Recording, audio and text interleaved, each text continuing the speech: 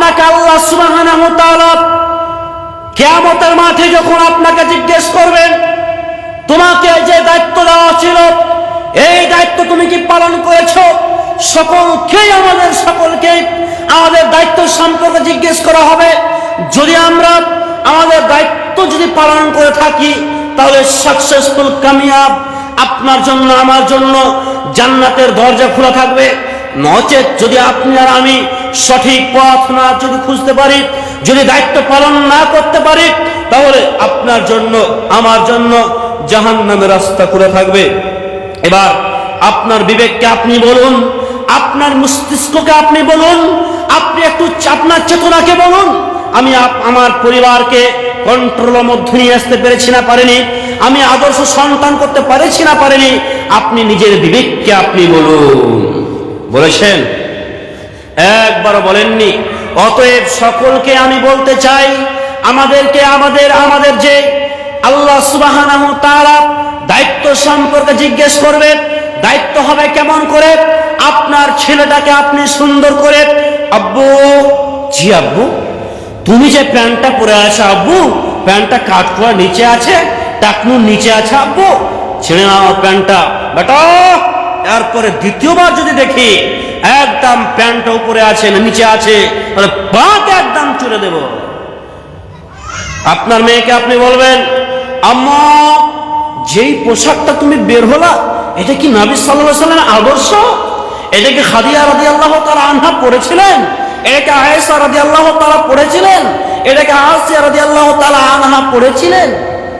কেউ পড়েনি। তুমি যে পায়জামাটা পরে আছো, তুমি যে পোশাকটা পরে আছো আম্মু, সেই পোশাকটা হবে পায়ের তলা থেকে নিয়ে মাথা পর্যন্ত তোমার ঢেকে থাকবে। কিন্তু আম্মু তুমি এই কাজ কেন করলে? তোমার টাকনুর উপরে তোমার পোশাক, ব্রিটিশ তোর পাকে একদম চুরে দেব।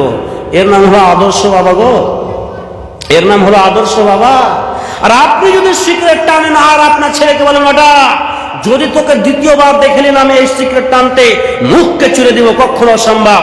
একদিন, 2 দিন, 3 দিনের দিন আপনার ছেলে আপনাকে বলে, বেটা খুব সাবধান করছো, কি বলছো তুমি? বেটাকে এমন করে মারবো না। বেটার আপনার ছেলে মোজ বেড়ে গেছে, দাড়ি গেজে গেছে, মোজ গেজে গেছে, দ্বিতীয় দিন আপনি জিজ্ঞেস করতে পারবেন না, তাকে নিষেধ করতে পারবেন না। অতএব আমি বলতে চেয়েছি আপনাকে, যা আপনি আদর্শ যদি বাবা আদর্শ সন্তান তৈরি করতে চান, তাহলে আপনাকে নিজেকে আগে আদর্শ হতে হবে, নচেত আদর্শ আপনি হতে পারবেন না। তার জন্য আমি আপনাদের সকলকে বলছি, আদর্শ যদি সন্তান তৈরি করতে চান, তাহলে 1 নম্বর জ্ঞান হলো, আপনাকে 1 নম্বর কাজ করতে হবে, হালাল রুজি আহার করাতে হবে। কি? হালাল খাবার খাওয়াতে হবে। হালাল যদি খাবার খাওয়ান তাহলে আপনার ছেলের উপরে ভালো প্রভাবটা পড়বে। আর হারাম যদি খাবার খাওয়ান তাহলে আপনার ছেলের উপরে, হারাম যদি খাবার খাওয়ান তাহলে আপনার ছেলের উপরে খারাপ প্রভাবটা পড়বে। অতএব আপনি আপনার বিবেককে বলুন, হারাম খাবার খাওয়াবেন না হালাল খাবার খাওয়াবেন? আপনার বিবেককে আপনি নিজেই বলুন। নিশ্চয় শিরক বড় মহাপাপ। লোকমান হাকিম তার ছেলেকে বলছেন, ইয়া বুনাইয়া, এ আমার আদরের বৎস, লা তুশরিক বিল্লাহ, তুমি আল্লাহর সাথে শিরক করিও না। ইন্না শিরকা, নিশ্চয় শিরক, লা যুলমুন আযীম, নিশ্চয় এটা জুলুম, বড় ধরনের মহাপাপ। যে ব্যক্তি শিরক করবে তার জন্য আল্লাহ সুবহানাহু ওয়া তাআলা বলেছেন যে ফাকাদ হারামাল্লাহু আলাইহিল জান্নাহ, তার জন্য জান্নাত হারাম। ওয়া মাওয়াহুন নার, তার থাকার স্থান জাহান্নাম। ওয়া মা লিয-যালিমিনা মিন আনসার, সেই জালেমের জন্য কোনো সাহায্যকারী থাকবে না, কোনো আনসার ব্যক্তি থাকবে না, কোনো সাহায্যকারী থাকবে না। এই আকীদা আপনার সন্তানের মধ্যে ঢুকাতে হবে, আপনার সন্তানের মধ্যে দাখিল করতে হবে, আপনার সন্তানের মধ্যে পরিবেশ করাতে হবে। কি বললাম? 1, আপনার ছেলেকে হালাল খাবার খাওয়াবেন। 2, আপনার ছেলেকে বলবেন শিরক করিও না। শিরক কি জিনিস? আল্লাহ ব্যতীত অন্য কাউকে প্রতিপালক ভাবে বিশ্বাস করার নাম শিরক। যে ব্যক্তি শিরক করবে তার থাকার স্থান জাহান্নাম। জাহান্নাম।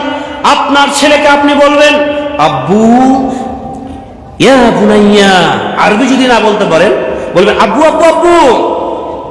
শিরক করিও না আব্বু। শিরক এত বড় মহাপাপ, শিরক এত বড় মহাপাপ, যে ব্যক্তি শিরক করবে তার থাকার স্থান জাহান্নাম। আল্লাহ সুবহানাহু ওয়া তাআলা তার জন্য জান্নাতকে হারাম করেছেন। এই আকীদা তার মধ্যে পরিবেশ করাতে হবে।